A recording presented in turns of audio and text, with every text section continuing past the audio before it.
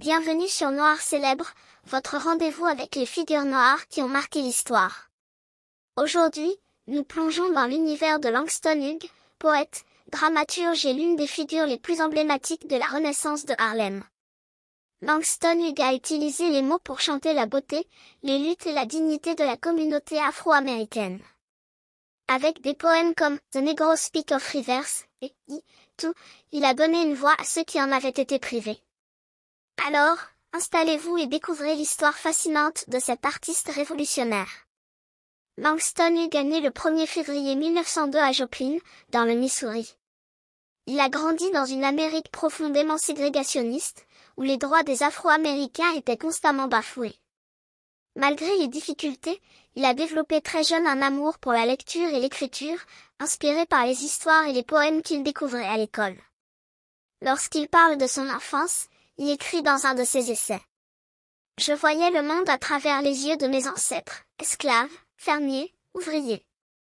Il portait la douleur, mais aussi une immense fierté. Son poème The Negro Speak of Rivers, 1919, écrit alors qu'il n'avait que 17 ans, est un hommage à cette mémoire collective. Voici un extrait. J'ai connu des fleuves anciens comme le monde. Et plus anciens que le flux du sang humain dans les veines humaines. Ce poème établit déjà ce qui deviendra sa signature, l'utilisation d'images puissantes et universelles pour parler de l'expérience noire. Dans les années 1920, Langston Hughes devient une figure centrale de la Renaissance de Harlem, un mouvement artistique et culturel qui a transformé Harlem en épicentre de l'expression afro-américaine. Hughes décrit cette période comme une explosion de créativité. C'était une époque où nous osions enfin croire que nos voix avaient une valeur. Il a écrit des poèmes, des nouvelles, des romans et des pièces de théâtre qui mettaient en lumière la vie des Afro-Américains, souvent oubliés ou caricaturés dans la littérature dominante. Un de ses poèmes les plus célèbres, Tout, reflète cet esprit de fierté et de revendication. Moi aussi, je chante l'Amérique. Je suis le frère plus sombre. On m'envoie manger dans la cuisine. Quand il y a du monde. Mais je ris.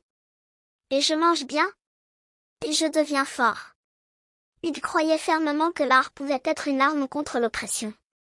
À travers ses œuvres, il a célébré la beauté de la culture noire, tout en dénonçant les injustices du racisme et de la ségrégation.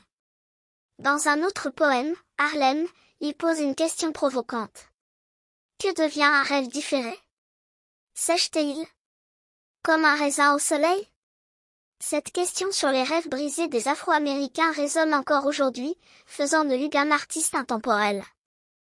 Langston Hughes était profondément influencé par la musique jazz, qu'il considérait comme l'expression la plus pure de la vie afro-américaine.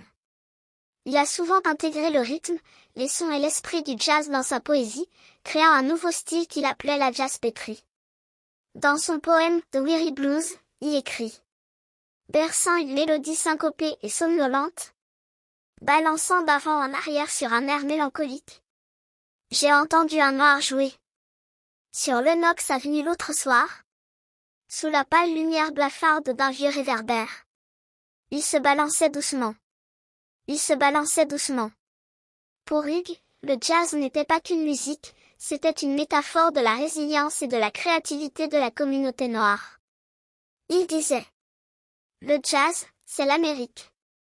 C'est notre histoire, notre lutte, et notre joie.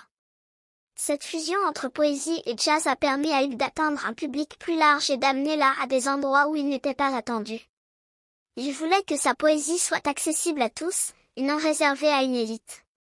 Langston Hughes n'était pas seulement un artiste, il était aussi un militant. À travers son écriture, il a dénoncé les inégalités sociales et raciales, mais aussi les injustices économiques. Dans les années 1930, en pleine Grande Dépression, il s'intéresse aux luttes des travailleurs et écrit des poèmes sur les ouvriers noirs et blancs.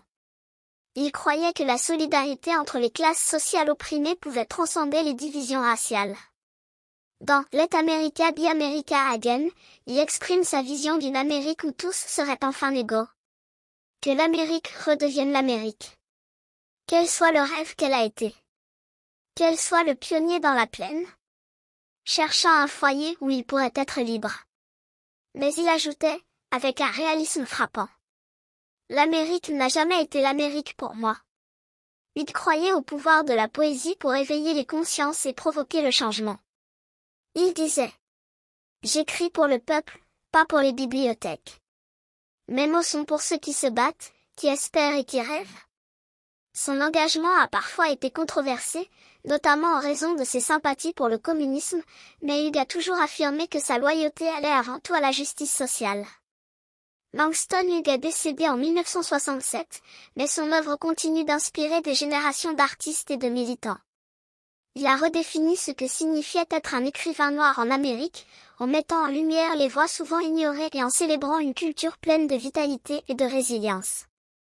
Dans l'un de ses derniers poèmes, il écrit: accroche-toi à tes rêves. Car si les rêves meurent, la vie est comme un oiseau aux ailes brisées, qui ne peut voler. Hughes nous rappelle que malgré les épreuves, les rêves ont le pouvoir de transformer les sociétés. Et son propre rêve d'égalité et de dignité résonne encore dans le monde entier. Merci d'avoir écouté cet épisode de Noir Célèbre. Si vous avez aimé, n'oubliez pas de liker, commenter et partager. À la prochaine pour découvrir une nouvelle figure inspirante de l'histoire afro-américaine.